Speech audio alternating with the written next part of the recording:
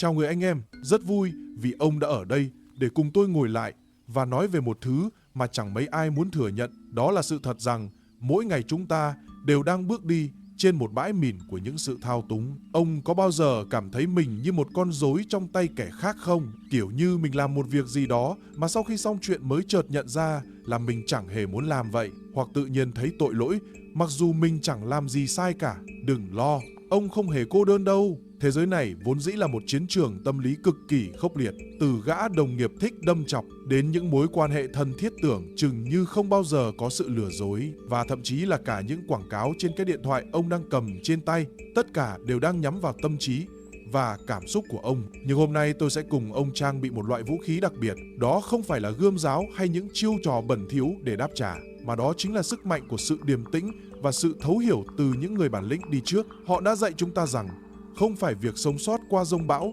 là quan trọng nhất, mà là cách chúng ta giữ vững cái gốc rễ bên trong mình giữa cái hỗn loạn của cuộc đời. Video này không dành cho những kẻ thích đóng vai nạn nhân hay đi tìm sự thương hại. Nó dành cho những người như ông, những người muốn nhìn thẳng vào bóng tối để tìm thấy ánh sáng của sự tự do thật sự. Hãy hứa với tôi là ông sẽ xem không sót một giây nào, vì chỉ cần bỏ qua một thủ thuật thôi là ông đã tự để lại một khe hở trong pháo đài của chính mình rồi. Nào, chúng ta bắt đầu vào việc thôi. Thủ thuật đầu tiên mà tôi muốn ông phải nhìn thấu ngay lập tức đó là trò chơi tam giác hóa. Hãy tưởng tượng ông và một người bạn đang rất thân thiết với nhau. Bỗng một ngày có một người thứ ba xuất hiện. Họ bắt đầu kể cho ông nghe những điều mà người bạn kia đã nói về ông sau lưng, hoặc họ cố tình bóp méo lời nói của ông để truyền đạt lại cho người kia theo một cách hoàn toàn khác. Đó chính là lúc họ đang giăng ra một cái lưới để ngăn cách hai người. Họ muốn biến họ trở thành trung tâm của mọi thông tin để họ có thể điều khiển cả ông lẫn người bạn kia theo ý họ. Ông sẽ bắt đầu thấy nghi ngờ chính những người mình từng tin tưởng nhất. Ông thấy mình lẻ loi giữa một đám đông và luôn phải đề phòng. Kẻ thao túng cực kỳ thích trò này vì nó khiến họ cảm thấy quyền lực. Nhưng một người bản lĩnh thì không bao giờ để mình rơi vào cái bẫy đó. Anh em mình cần học cách quan sát mọi thứ với sự tách biệt. Đừng để cảm xúc bùng phát ngay khi nghe một thông tin chưa kiểm chứng. Hãy nhớ rằng ông không thể kiểm soát cái miệng của thiên hạ, nhưng ông hoàn toàn làm chủ được cách mình phản ứng lại. Nếu cảm thấy có mùi của sự chia rẽ, hãy chọn cách đối thoại trực tiếp và minh bạch, đưa mọi thứ ra. Ánh sáng chính là cách nhanh nhất để dập tắt những bóng ma của sự thao túng. Đừng để chiếc thuyền của mình bị đắm chỉ vì một vết rò rễ mà ông hoàn toàn có thể vá lại được. Và khi ông đã hiểu về trò chơi tam giác này, ông sẽ thấy nó chỉ là khởi đầu cho một chuỗi những bẫy tâm lý còn tinh vi hơn nhiều. Điều thứ hai mà tôi muốn nhắc ông đó là cái bẫy tiến thoái lưỡng nan, hay còn gọi là bẫy hai mặt. Đây là cái trò mà ông làm kiểu gì cũng bị chê. Ông chọn phương án A thì họ bảo ông thiếu tầm nhìn. Ông chọn phương án B thì họ lại nói ông quá liều lĩnh. Kẻ thao túng tạo ra một môi trường mà ông luôn cảm thấy mình là người làm sai. Ví dụ nhé, có người khuyên ông hãy cứ sống thật với chính mình đi, hãy cứ nói ra tất cả những gì ông nghĩ. Thế là ông lấy hết can đảm để mở lòng, và ngay lập tức ông bị họ dập tắt bằng những lời chỉ trích là thiếu suy nghĩ hay quá nhạy cảm. Nó giống như việc họ bảo ông cứ nhảy xuống hồ bơi đi, nhưng ngay khi ông vừa chạm nước thì họ lại mắng ông vì làm ướt quần áo. Cái trò này nó khiến ông luôn trong trạng thái lo âu và tự nghi ngờ bản thân. Mặt đất dưới chân ông lúc nào cũng cảm thấy rung rinh vì quy luật của trò chơi thay đổi theo tâm trạng của kẻ khác. Nhưng hãy nghe tôi này, sức mạnh tâm trí của một người bản lĩnh nằm ở chỗ phân biệt được cái gì thuộc về mình và cái gì không. Hành động của ông, phản ứng của ông, đó là của ông. Còn sự đánh giá hay cái bẫy của họ là việc của họ. Giá trị của ông không nằm ở trong miệng của kẻ khác, mà nó nằm ở sự chính trực trong từng hành động của chính ông. Đừng để mình bị cuốn vào cái vòng xoáy giải thích hay cố gắng làm hài lòng kẻ thích bắt lỗi. Hãy cứ điềm tĩnh mà đánh giá tình hình, hỏi rõ những mong đợi vô lý đó, và nếu mọi thứ vẫn không thay đổi thì việc giữ vững tiêu chuẩn đạo đức của chính mình mới là con đường đúng đắn nhất. Đừng để cái bẫy này giữ chân ông lại trong khi ông còn cả một hành trình dài phía trước. Thủ thuật thứ ba này cực kỳ độc hại vì nó đánh thẳng vào danh dự của ông. Đó chính là sự phóng chiếu tội lỗi. Nôm na là cái trò gắp lửa bỏ tay người. Kẻ đang làm sai lại chính là kẻ lớn tiếng nhất để đổ lỗi cho người khác. Khi một người cảm thấy cắn rứt vì sự gian dối của chính mình, họ sẽ quay sang buộc tội ông là kẻ nói dối. Hoặc nếu họ đang ghen tuông bệnh hoạn, họ sẽ khẳng định chắc nịch rằng chính ông mới là người không đáng tin.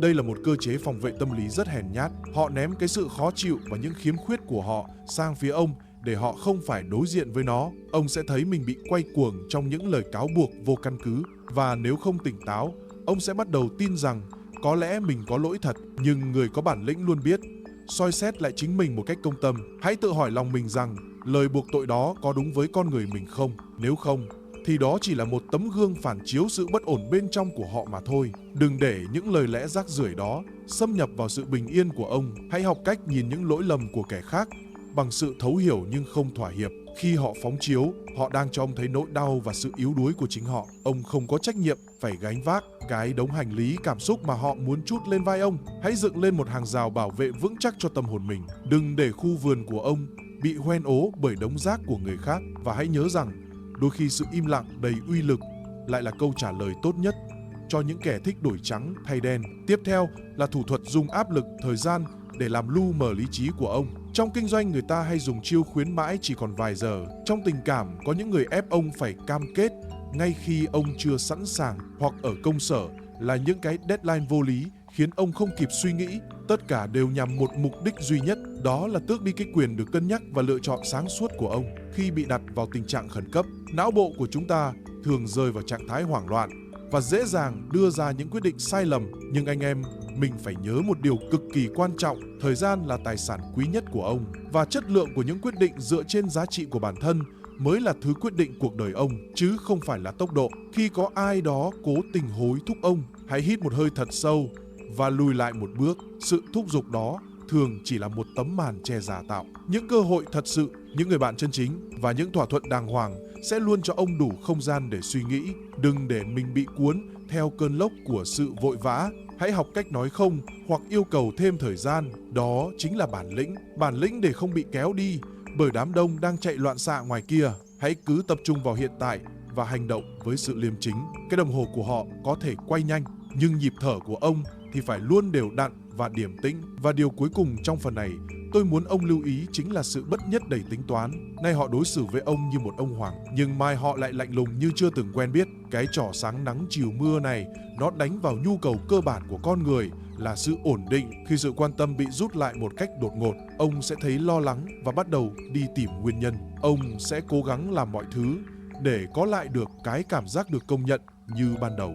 Và thế là ông đã rơi vào bẫy. Ông bắt đầu đi trên vỏ trứng và luôn nhìn sắc mặt kẻ khác để sống. Nhưng người bản lĩnh thì không bao giờ để hạnh phúc của mình nằm trong tay kẻ khác. Hạnh phúc và sự bình yên của ông phải được neo giữ vào chính sức mạnh tâm trí của mình. Đừng để cảm xúc của ông bị thao túng bởi những tâm trạng thất thường của người đời. Nếu họ không nhất quán, đó là vấn đề của họ, không phải của ông. Hãy cứ là chính mình, cứ giữ vững sự tử tế và điềm đạm dù xung quanh có thay đổi thế nào. Sự tĩnh lặng từ bên trong mới chính là kim chỉ nam, giúp ông vượt qua những làn sương mù của sự bất định. Và khi ông đã có được sự tự tin độc lập đó, thì không một ai có thể dùng sự lạnh lùng hay nóng bỏng để điều khiển ông được nữa. Hành trình rèn luyện bản lĩnh này vẫn còn rất nhiều điều khắc nghiệt phía trước.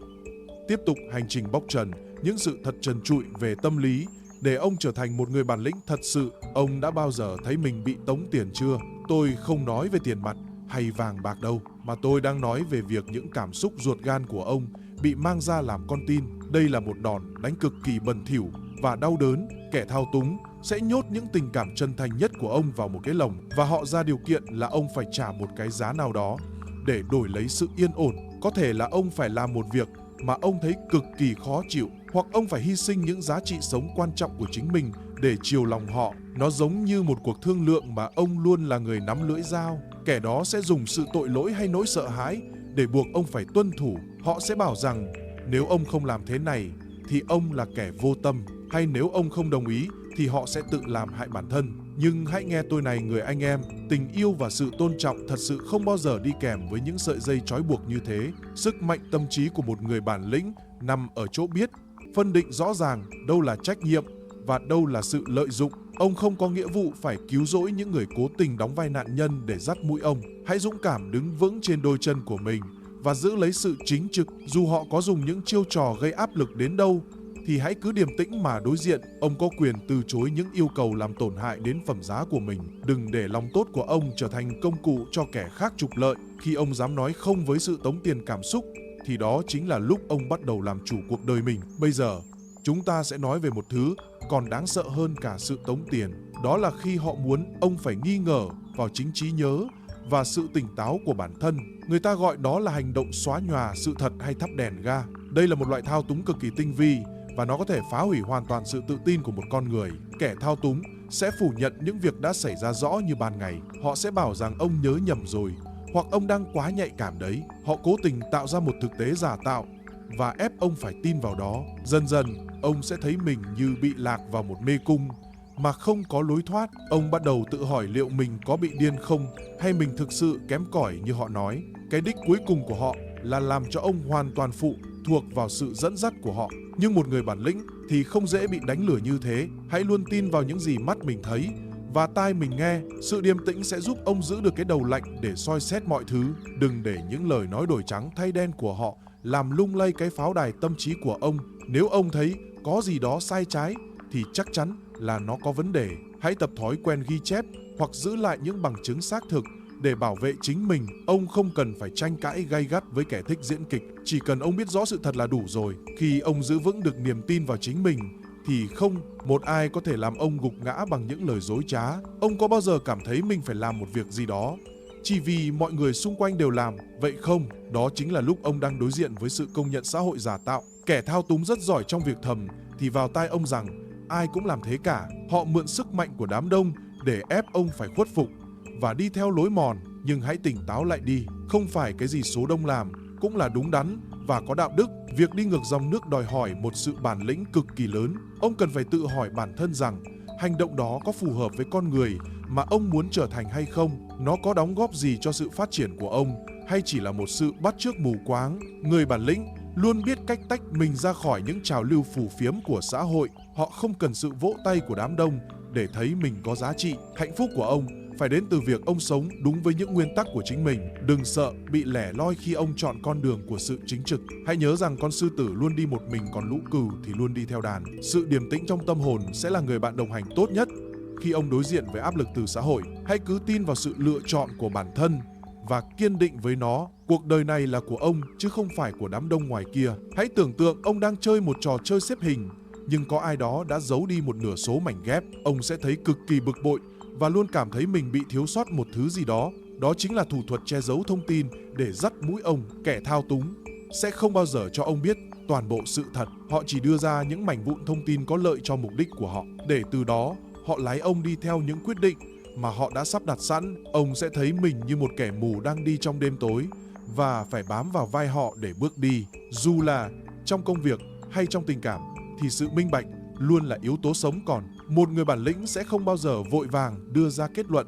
khi chưa có đủ thông tin. Hãy học cách kiên nhẫn và đặt ra những câu hỏi hóc búa để tìm ra sự thật đằng sau. Đừng chấp nhận những lời giải thích nửa vời hay những sự mập mờ có tính toán. Nếu ông cảm thấy có điều gì đó đang bị che đậy thì hãy dừng lại và quan sát. Sự sáng suốt sẽ đến khi ông biết cách kết nối những điểm bất thường lại với nhau. Ông có quyền được biết sự thật toàn diện trước khi đặt bút ký vào một bản hợp đồng hay trao đi trái tim mình.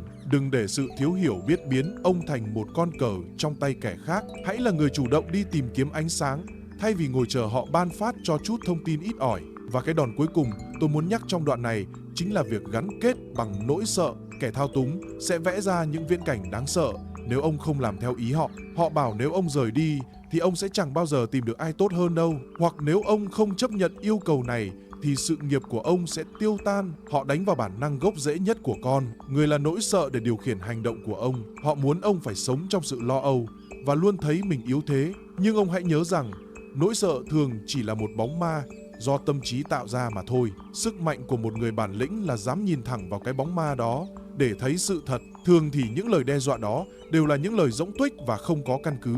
Hãy thử đối diện với cái kịch bản xấu nhất mà họ vẽ ra xem sao. Ông sẽ thấy rằng mình hoàn toàn có đủ khả năng để vượt qua và bắt đầu lại từ đầu. Đừng để nỗi sợ làm tê liệt lý trí và biến ông thành một kẻ hèn nhát. Khi ông không còn sợ hãi những mất mát mà họ đe dọa thì họ sẽ chẳng còn quyền lực gì đối với ông nữa. Sự tự do thật sự chỉ đến khi ông dám bước qua cái ranh giới của sự sợ hãi để sống theo đúng những gì mình tin tưởng. Hãy cứ điềm tĩnh mà bước đi, vì con đường phía trước luôn rộng mở cho những ai có gan làm lại. Chúng ta vừa đi qua những góc tối nhất của tâm lý con người Nhưng đây mới chỉ là một phần của hành trình. Ông cần phải hiểu rằng những kẻ thao túng còn nhiều chiêu trò tinh quái hơn nữa đang chờ phía sau. Tiếp tục câu chuyện của anh em mình về những cạm bẫy cuộc đời. Điều thứ 11 mà tôi muốn ông phải khắc cốt ghi tâm là trò chơi đổ lỗi. Nó giống như việc ông đang đi trên đường, rồi tự nhiên có kẻ đâm sầm vào ông, nhưng lại nhảy dựng lên lu loa rằng chính ông mới là người không nhìn đường. Đây là ngón đòn kinh điển của những kẻ không bao giờ dám đối diện với trách nhiệm của bản thân.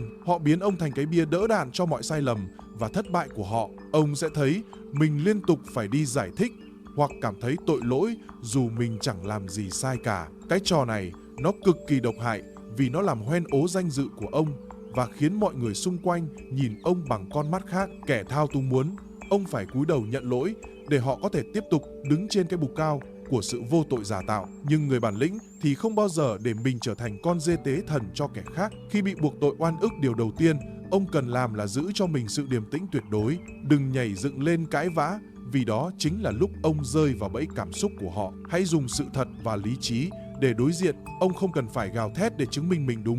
Một người có sức mạnh tâm trí sẽ biết cách trình bày sự việc một cách rõ ràng và để cho hành động của mình tự lên tiếng. Hãy nhớ rằng sự thật có thể bị che mờ trong chốc lường, nhưng cuối cùng nó vẫn sẽ lộ diện. Đừng để sự bất công làm ông mất đi bản lĩnh và sự tử tế vốn có. Cứ sống sao cho những người hiểu ông sẽ chẳng bao giờ tin vào những lời cáo buộc đó, và những kẻ không biết gì về ông cũng sẽ phải nể phục vì thái độ đàng hoàng của ông. Bây giờ hãy nói về một thứ ngọt ngào nhưng lại chứa đầy nọc độc. Đó là lời khen giả tạo. Ông có thích được khen không? Ai mà chẳng thích, đúng không? Nhưng kẻ thao túng biết rất rõ điều này và họ dùng nó như một miếng mồi ngon để hạ thấp hàng rào phòng thủ của ông.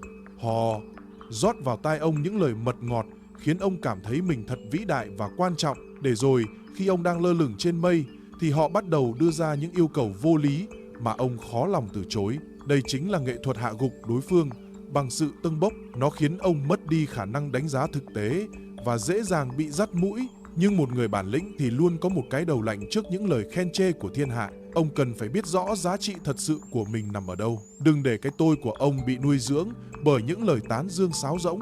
Hãy học cách quan sát ý đồ đằng sau những lời khen đó. Liệu họ khen ông vì họ thực sự ngưỡng mộ hay vì họ đang muốn nhờ vả điều gì? Sự điềm tĩnh sẽ giúp ông nhận ra đâu là hạt cát và đâu là vàng thật. Đừng để mình trở thành con ruồi bị chết chìm trong hũ mật của kẻ khác. Hãy cứ trân trọng những lời khen chân thành, nhưng đừng bao giờ để nó làm mờ mắt ông. Giá trị của ông do chính ông định đoạt bằng hành động, chứ không phải qua cửa miệng của kẻ khác. Điều thứ 13 này còn tinh vi hơn, nhiều đó là đóng vai nạn nhân. Đây là một loại thao túng đánh thẳng vào lòng trắc ẩn và sự tử tế của ông. Kẻ thao túng sẽ vẽ ra một cuộc đời đầy dẫy những bất hạnh và đau khổ mà họ phải gánh chịu. Họ làm cho ông cảm thấy rằng nếu ông không giúp họ hoặc không làm theo ý họ thì ông là kẻ nhẫn tâm. Họ biến sự giúp đỡ của ông thành một nghĩa vụ bắt buộc. Ông sẽ thấy mình luôn ở trong trạng thái phải đi giải cứu hoặc bao che cho những sai lầm của họ. Cái bẫy này nó khiến ông kiệt sức về cả thể xác lẫn tâm hồn. Nhưng người bản lĩnh thì luôn biết cách đặt ra những giới hạn rõ ràng. Sự thấu hiểu và lòng tốt là cần thiết, nhưng nó phải đi kèm với sự sáng suốt. Ông không thể giúp một người nếu họ không có ý định tự đứng lên bằng đôi chân của mình. Đừng để lòng tốt của ông trở thành cái hố không đáy cho sự lười biếng và tính toán của kẻ khác. Hãy học cách nói không một cách dứt khoát khi thấy mình đang bị lợi dụng. Sức mạnh tâm trí sẽ giúp ông nhận ra khi nào là giúp đỡ thật sự và khi nào là đang nuôi dưỡng một thói quen xấu. Đừng để sự thương hại làm mù quáng lý trí của ông. Hãy cứ tử tế, nhưng hãy tử tế một cách có bản lĩnh. Và thủ thuật cuối cùng mà tôi muốn ông phải biết chính là sự im lặng trừng phạt, hay còn gọi là chiến tranh lạnh. Ông đang nói chuyện bình thường thì tự nhiên họ im bặt, không một lời giải thích. Họ coi ông như không khí và từ chối mọi sự giao tiếp. Đây là một đòn tấn công tâm lý cực kỳ nặng nề vì nó đánh vào nhu cầu được kết nối của con người. Sự im lặng này được dùng như một thứ vũ khí để làm cho ông cảm thấy lo âu và tội lỗi. Ông sẽ bắt đầu tự dằn vặt mình rằng mình đã làm gì sai và cố gắng tìm mọi cách để làm hòa. Kẻ thao túng muốn dùng sự lạnh lẽo này để bẻ gãy ý chí của ông và buộc ông phải hạ mình. Nhưng một người bản lĩnh thì không bao giờ để sự im lặng của kẻ khác điều khiển cảm xúc của mình. Ông phải hiểu rằng sự im lặng đó nói lên sự yếu kém trong giao tiếp của họ, chứ không phải là lỗi của ông. Hạnh phúc của ông không phụ thuộc vào việc họ có nói chuyện với ông hay không. Hãy cứ tiếp tục sống một cách đàng hoàng và giữ vững sự điềm tĩnh. Nếu họ chọn cách im lặng thì đó là lựa chọn của họ. Ông không có trách nhiệm phải đi van xin sự chú ý từ bất kỳ ai. Sức mạnh tâm trí sẽ giúp ông đứng vững giữa cái không gian tĩnh lặng đầy ác ý đó. Hãy cứ là chính mình và đừng để cái tôi của họ làm tổn thương lòng tự trọng của ông. Khi ông không còn bị lung lay bởi sự lạnh lùng đó thì thứ vũ khí kia sẽ trở nên vô dụng. Người anh em ạ, chúng ta vừa đi qua một hành trình dài để nhìn thấu những mặt tối của sự thao túng. Cuộc đời này không phải lúc nào cũng trải đầy hoa hồng và những người xung quanh không phải ai cũng chân thành. Nhưng điều đó không có nghĩa là chúng ta phải sống trong sự sợ hãi hay nghi ngờ. Bản lĩnh thật sự của một người không nằm ở việc họ biết bao nhiêu chiêu trò, mà nằm ở việc họ có đủ sự điềm tĩnh và sức mạnh tâm trí để không bao giờ trở nên giống những kẻ đã gây thương tổn cho mình. Hãy coi những sự thao túng này như những bài kiểm tra cho pháo đài nội tâm của ông. Càng trải qua nhiều sóng gió thì cái gốc rễ của ông càng phải bám sâu vào sự chính trực và lòng tự trọng. Đừng bao giờ để thế giới bên ngoài làm thay đổi bản chất tốt đẹp bên trong của ông. Hãy cứ sống một cuộc đời đàng hoàng và bản lĩnh. Sống sao để mỗi khi soi gương, ông không phải hổ thẹn với chính mình. Hành trình làm chủ cuộc đời này vẫn còn rất dài và tôi tin rằng ông sẽ bước tiếp với một tâm thế hoàn toàn khác. Một tâm thế của người đã hiểu rõ luật chơi nhưng chọn cách sống đứng đắn. Cảm ơn ông đã cùng tôi đi hết đoạn đường này. Hẹn gặp lại ông trong những lần chia sẻ tiếp theo khi chúng ta cùng nhau rèn luyện để trở nên mạnh mẽ hơn mỗi ngày. Chào người anh em!